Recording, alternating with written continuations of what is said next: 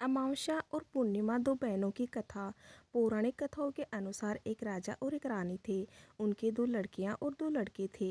एक लड़की का नाम पूर्णिमा और दूसरी लड़की का नाम अमावस्या था। पूर्णिमा घर का सारा काम करती और भगवान की पूजा पाठ किया करती और गाय की सेवा भी करती थी। लेकिन अमावस्या ना तो घर का काम करती थी और ना ही भगवान की पूजा पाठ करती थी और ना ही गौ सेवा करती थी। फिर भी राजा और रानी अपने दोनों बेटों और अमावस्या को ही प्यार करते थे, लेकिन पूर्णिमा से नफरत करते थे। राजा के दोनों लड़के और लड़कियां धीरे धीरे बड़े हो गए। राजा ने दोनों लड़कों का विवाह करवा दिया। इसके बाद रानी ने कहा कि दोनों लड़कियां भी विवाह के योग्य हो गई है, तो उनके लिए भी कहीं पर जाकर रिश्ता तय करके विवाह करवा दो। लेकिन अमावस्या का विवाह किसी बड़े घर में करना और पूर्णिमा को किसी गरीब घर में देना, क्योंकि पूर्णिमा को घर का काम करना और भगवान की पूजा पाठ करना और गाय की सेवा करना ही पसंद है। अब रानी ने राजा को दोनों बहनों का रिश्ता तय करने के लिए भेजा, तो राजा अपने पड़ोसी राज्य के राजकुमार से अमावस्या की शादी का रिश्ता तय कर देते हैं और उसी गांव में एक गरीब लड़के से पूर्णिमा की शादी का रिश्ता तय कर देते हैं। राजा अपनी रानी को दोनों बहनों की शादी के रिश्ते के बारे में बताते हैं, तो रानी अब सोचती है कि पूर्णिमा की भगवान कैसे मदद करते हैं, क्योंकि यह पूजा पाठ बहुत करती है और गाय की सेवा भी करती है। लेकिन पूर्णिमा के भाई और भौजाई पूर्णिमा से बहुत प्यार करते थे, क्योंकि पूर्णिमा उनका घर के काम में हाथ बटाती थी और अमावस्या उन पर अपना रोब जमाती थी। राजा इसके कुछ दिनों के बाद ही उनका विवाह करवा देते हैं और जब राजा और रानी उन दोनों लड़कियों को विदाई देते हैं, तब अमावस्या को विदाई के समय बहुत सारा धन दौलत देते हैं और पूर्णिमा को कुछ भी नहीं देते हैं। इसके बाद दोनों बहनें अपने अपने ससुराल चली जाती है। अब एक दिन अमावस्या ने अपने घर पर शिव कथा रखी, जिसमें उसने पूरे गांव वालों को अपने घर बुलाया, लेकिन पूर्णिमा को नहीं बुलाया। जब गांव की औरतें अमावस्या के यहाँ जा रही थी, तब पूर्णिमा अपने दरवाजे के बाहर बैठी हुई थी। तो उन औरतों ने पूर्णिमा से कहा कि तुम्हारी बहन के शिव कथा है, तुम नहीं चलोगी क्या? पूर्णिमा ने कहा, मुझे तो बुलाया ही नहीं, मैं कैसे चल सकती हूँ? औरतों ने कहा, बुलाया नहीं तो क्या हुआ, वहाँ तो भगवान की कथा है, तुम चलो हमारे साथ। वह उनके साथ चली जाती है। जब अमावस्या की नज़र पूर्णिमा पर पड़ी, तो अमावस्या ने गुस्से में आकर पूर्णिमा से कहा, तू यहाँ कैसे चली आई? तुम्हें तो मैंने बुलाया ही नहीं। खैर कोई बात नहीं, अब तुम आ ही गई हो तो चुपचाप बैठे रहना, इधर उधर मत घूमना। इस तरह से अमावस्या ने पूर्णिमा की गरीबी का मजाक उड़ाया। अमावस्या की यह बातें सुनकर पूर्णिमा की आंखों से आंसू की धारा बहने लगी और भगवान शिव से हाथ जोड़कर पूर्णिमा मन ही मन विनती करने लगी, हे भगवान, क्या पूजा पाठ करना, घर का काम करना और गौ सेवा करना गलत है? आखिर मेरा कसूर क्या है? आप कब कृपा करेंगे मुझ पर? पूर्णिमा बार बार भगवान से यही कहती रही। इतने में शिव कथा पूरी हो गई। अब अमावस्या भगवान का प्रसाद बांटने लगी, तो उसने सबको भगवान का प्रसाद दिया, लेकिन पूर्णिमा को नहीं दिया। पूर्णिमा बिना प्रसाद के ही घर लौटने लगी, तो रास्ते में उसने सोचा कि बच्चे प्रसाद मांगेंगे तो मैं उन्हें क्या कहूँगी। उसने सोचा कि मैं अपने मायके, अपने भाई और भौजाई के यहाँ जाऊँगी और वहाँ से बच्चों के लिए कुछ लेकर आऊँगी। ऐसा सोचते हुए वह अपने घर आ गई और उसने अपने पति और बच्चों से कहा कि मैं अपने मायके जा रही हूँ। उन्होंने कहा ठीक है, और पूर्णिमा मायके के लिए रवाना हो गई। चलते चलते एक चबूतरा आया, जिस पर तुलसी का पौधा लगा हुआ था और उस चबूतरे पर एक बुढ़ी औरत बैठी हुई थी। वह और कोई नहीं, साक्षात तुलसी माँ थी। उस बुढ़ी औरत ने पूर्णिमा से कहा, बेटी तुम कौन हो और कहाँ जा रही हो? तो पूर्णिमा ने अपना परिचय दिया। तो उस बुढ़ी औरत ने पूर्णिमा से कहा, यह तुलसी का पौधा सूख रहा है, इसमें थोड़ा पानी डाल दो और इस चबूतरे की साफ सफाई कर दो, जिससे मुझे थोड़ी ठंडक मिलेगी। पूर्णिमा ने कहा ठीक है। उसने तुलसी में पानी डाला, चबूतरे की साफ सफाई की और उस बुढ़ी औरत को भी नहला दिया और उसके पैर भी दबाए और कहा, और क्या काम है?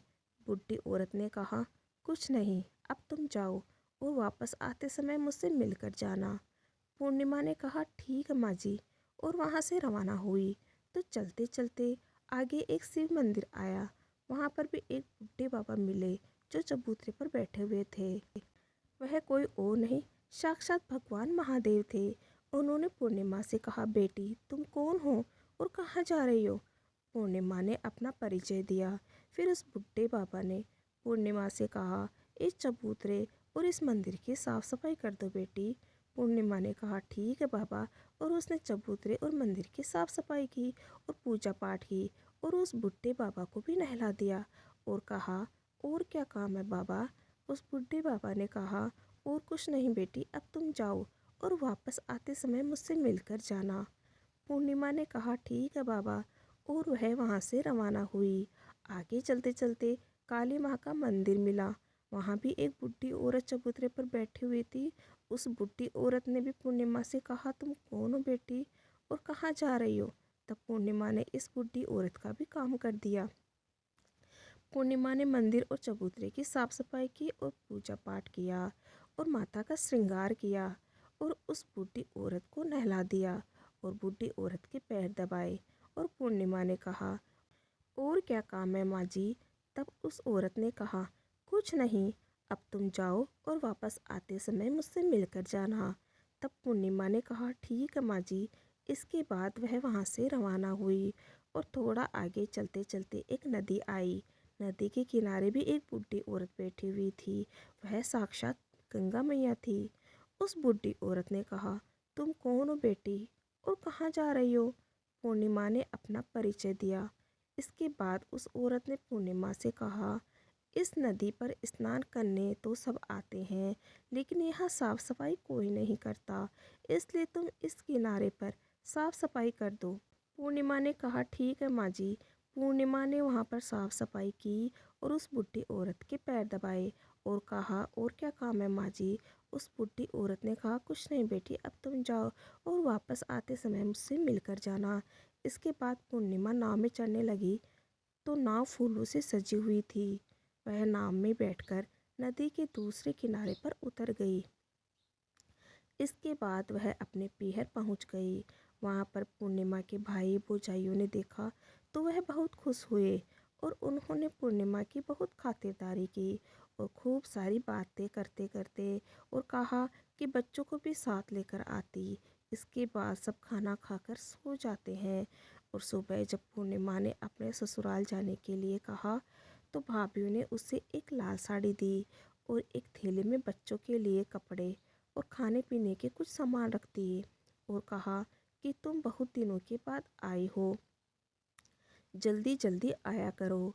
पूर्णिमा ने कहा ठीक है। इसके बाद पूर्णिमा की भाभीयों ने पूर्णिमा को हाथ में थैला दिया और कहा कि जाओ और वापस जल्दी आना। इसके बाद पूर्णिमा वहाँ से रवाना हुई और उस नदी के किनारे पर पहुँच गई। नाव में बैठकर नदी के दूसरे किनारे पर उतर गई। वहाँ पर उतरने के बाद पूर्णिमा को वही बूढ़ी माँ मिली जो साक्षात गंगा मैया थी। उस बूढ़ी माँ ने कहा, आ गई बेटी? पूर्णिमा ने कहा, मैं आ गई। उस बूढ़ी माँ ने पूर्णिमा को एक थैला दिया और कहा कि इसे तुम अपने घर ले जाकर ही खोलना। पूर्णिमा ने कहा ठीक है माँ जी। अब पूर्णिमा के पास दो थैले हो गए। उन्हें लेकर वहाँ से रवाना हुई। पूर्णिमा अब आगे चली तो वहाँ काली माँ का मंदिर आया। वहाँ भी काली माँ बूढ़ी माँ के रूप में बैठी हुई थी। उसने कहा, आ गई बेटी? पूर्णिमा ने कहा, माँ जी मैं आ गई। तो काली माँ ने भी एक थैला दिया और कहा कि इसे घर ले जाकर ही खोलना। पूर्णिमा ने कहा ठीक है माँ जी, और अब पूर्णिमा के पास तीन थैले हो गए। पूर्णिमा ने एक थैला सर पर लिया और एक एक हाथ में ले लिया और वहाँ से रवाना हुई और आगे चली तो आगे वहीं भगवान शिव का मंदिर आया। वहाँ पर भगवान भोले बाबा के रूप में बैठे हुए थे। उन्होंने कहा, बेटी आ गई? तो पूर्णिमा ने कहा, हाँ बाबा मैं आ गई।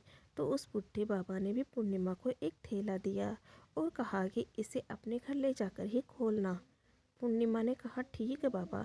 अब पूर्णिमा के पास 4 थैले हो गए। अब भला वह अकेली चारों थैलों को कैसे ले सकती थी। इसलिए उसने पुरानी साड़ी निकाली और उन चारों थैलों को साड़ी में इकट्ठा बांध लिया। और पूर्णिमा वहाँ से रवाना हुई और थोड़े आगे चली तो वहीं तुलसी माँ बुढ़ी औरत के रूप में बैठी हुई मिली। तुलसी माँ ने भी पूर्णिमा को एक थैला दिया और कहा कि इसे घर ले जाकर ही खोलना। पूर्णिमा ने कहा, ठीक है माँ जी। अब पूर्णिमा के पास 5 थैले हो गए।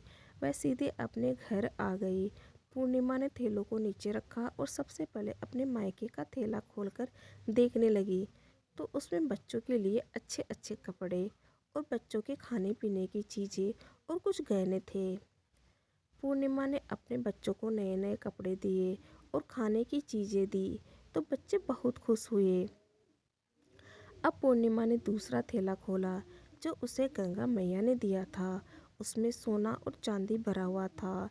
अब पूर्णिमा ने तीसरा थैला खोला जो उसे काली माँ ने दिया था। उसमें 16 श्रृंगार का सामान भरा हुआ था। अब पूर्णिमा ने चौथा थैला खोला जो भगवान शिव ने उसे दिया था। उसमें धन संपत्ति और बहुत सारी खुशियाँ भरी हुई थी। अब पूर्णिमा ने पांचवा थैला खोला जो तुलसी मैया ने दिया। उसमें चावल दाल और 7 प्रकार का दान भरा हुआ था। अब पूर्णिमा के घर में किसी भी चीज़ की कोई कमी नहीं थी और उसका घर धन दाने से परिपूर्ण हो गया। अब पूर्णिमा और उसका परिवार खुशी खुशी रहने लगे। अब पूर्णिमा के मन में विचार आया कि क्यों ना मैं भी अपने घर शिव कथा करूं और शिव कथा का कार्यक्रम रखा। पूर्णिमा ने गांव से सभी को बुलाया और अपनी बहन के घर भी गई अपनी बहन को बुलाने के लिए। अब अमावस्या अपनी बहन के घर शिव कथा में आई तो उसने देखा कि पूर्णिमा के घर में किसी भी चीज़ की कमी नहीं है। इतनी धन दौलत देखकर अमावस्या आश्चर्यचकित रह गई और उसने पूर्णिमा से कहा कि तुम्हारे घर में इतनी धन दौलत कैसे आई। पूर्णिमा ने कहा, देखो बहन, तुमने शिव कथा रखी और उसमें मुझे नहीं बुलाया तो भी मैं बिन बुलाए तुम्हारे घर आई और तुमने भगवान का प्रसाद तक मुझे नहीं दिया और तुमने मेरी गरीबी का मजाक भी उड़ाया। उसके बाद मैं जब अपने घर आ रही थी तो रास्ते में मेरे मन में विचार आया कि घर पर बच्चे जब प्रसाद मांगेंगे तो मैं उन्हें क्या कहूँगी। इसलिए मैंने सोचा कि मैं अपने मायके जाऊंगी और मैं अपने मायके चली गई और जो कुछ भी घटना हुई वह सब अमावस्या को बता दी। तब अमावस्या ने पूर्णिमा से कहा कि तुम भी मुझे प्रसाद मत दो और मुझे डांटो। लेकिन पूर्णिमा ने कहा, यह तो भगवान का प्रसाद है, मैं तो सबको दूंगी और तुम्हें भी दूंगी। फिर भी अमावस्या ने प्रसाद भी नहीं लिया और वह सीधी अपने घर चली गई। घर जाकर अपने बच्चों से कहकर वह अपने मायके जाने के लिए रवाना हो गई। चलते चलते रास्ते में वही तुलसी माँ मिली जो चबूतरे पर बुढ़ी माँ का रूप धारण करके बैठी हुई थी। तुम कौन हो और कहाँ जा रही हो। यह तुलसी का पौधा सूख रहा है, इसमें थोड़ा सा पानी डाल दो, इस चबूतरे की साफ सफाई कर दो। इस पर अमावस्या ने कहा, बुढ़िया, तुझे दिखाई नहीं देता मैंने इतनी महंगी साड़ी पहन रखी है, यह गंदी हो जाएगी। ऐसा कहकर वह आगे चली गई तो भगवान शिव मिले, उनको भी उसने ऐसा ही कह दिया। उसके बाद आगे चली तो काली माँ मिली, काली माँ को भी उसने ऐसा ही कह दिया। उसके बाद आगे चली तो गंगा मैया मिली, गंगा मैया को भी उसने ऐसा ही कह दिया। इसके बाद वह नाव में बैठने लगी तो नाव में फूलों की जगह कांटे थे जो उसके पैरों में चुभ गए और वह दूसरे किनारे पर उतरकर अपने मायके चली गई। जब वहाँ उसकी भौजाइयों ने देखा तो वह आपस में धीरे से बोली, काम की ना काज की, 2.5 सेर अनाज की, यह भला कहाँ से आ गई। अब आ ही गई है तो ठीक है। पूर्णिमा तो अपने काम में हाथ बटाती थी लेकिन यह कोई काम तो करेगी नहीं। अब उन्होंने खाना बनाया और खाना खाकर सो गई। अमावस्या सुबह उठी और अपनी भौजाइयों से कहा कि मैं अपने ससुराल जा रही हूँ। तो उन्होंने कहा, ठीक है। तो अमावस्या बोली, पूर्णिमा को तो तुमने एक थैला दिया था, मुझे नहीं दोगी क्या। भौजाइयों ने कहा, तुम घर जाओ, थैला तुम्हारे घर पहुंच जाएगा। फिर वह वहां से रवाना हुई और नदी के किनारे आकर नाव में बैठकर दूसरे किनारे पहुंची। वहां गंगा मैया बुड्ढी का रूप धारण करके बैठी हुई थी। बुड्ढी माँ ने कहा, आ गई बेटी। अमावस्या ने कहा, तुमने पूर्णिमा को एक थैला दिया था और मुझे नहीं दोगी क्या? तुम अपने घर जाओ, थैला तुम्हारे घर पहुंच जाएगा। इसके बाद काली माँ ने भी ऐसे ही कह दिया। इसके बाद भगवान शिव ने भी ऐसे ही कह दिया। इसके बाद तुलसी माँ ने भी ऐसा ही कह दिया। इसके बाद जब वह अपने घर पहुंची तो आंगन में 5 थैले रखे हुए थे। अमावस्या ने अपने मन में सोचा कि आज तो मैं निहाल हो गई। उसने जल्दी जल्दी से सभी थैलों को खोला तो उसमें किसी में मिट्टी, तो किसी में पत्थर, तो किसी में कंकर, किसी में कोयला, तो किसी में सांप बिच्छू भरे हुए थे। यह सब देखकर वह अपना सर पकड़कर कहने लगी, हे भगवान, मुझे मायके में भी कुछ नहीं मिला और इन थैलों में भी कुछ नहीं मिला। इसके बाद अमावस्या दौड़ती हुई अपनी बहन पूर्णिमा के घर जाती है और पूर्णिमा से कहती है, तुझे तो इतना सब कुछ मिला और मुझे कुछ नहीं मिला, आखिर क्यों? पूर्णिमा ने कहा कि मैं जब अपने मायके जाती हूँ तो अपने भौजाइयों के साथ मिलकर काम करती हूँ और तुमने कभी उनकी इज्जत नहीं की है, इसलिए तुम्हें वह भला क्या देती। और इसके बाद तुमने गंगा माँ को ठुकरा दिया और काली माँ को भी ठुकरा दिया और भगवान शिव को भी ठुकरा दिया, इसलिए उन्होंने भी तुझे कुछ नहीं दिया। अमावस्या बोली, बहन मुझे माफ़ कर दो, मैंने सदा तुम पर अत्याचार किए हैं, मुझे कुछ नहीं मिला तो कोई बात नहीं, मैं भगवान की भक्ति करके सब प्राप्त कर लूँगी, मुझे इसका रहस्य बताओ। तो पूर्णिमा ने कहा, तुम 3 सूत्र का ज्ञान ले लो। पहले सूत्र में दया मांगना और दूसरे सूत्र में चर्चा करना और तीसरे सूत्र में 108 बार ओम नमः शिवाय का जाप करना। बहन, भगवान ने जो 3 सूत्र दिए हैं इनको अपने हृदय में बसा लेना। मैंने सच्चे मन से भगवान की पूजा पाठ की, इसलिए मेरे पास कुछ नहीं था, फिर भी भगवान ने मुझे सब कुछ दिया और तुम्हारे पास जो सब कुछ था वह भी खत्म हो गया। इसके बाद अमावस्या अपने घर गई और भगवान की पूजा पाठ करने लगी और गाय की सेवा और दूसरों की मदद भी करने लगी। वीडियो अच्छा लगे तो लाइक से सब्सक्राइब जरूर कीजिएगा। Okay, thank you everyone. ओम नमः शिवाय।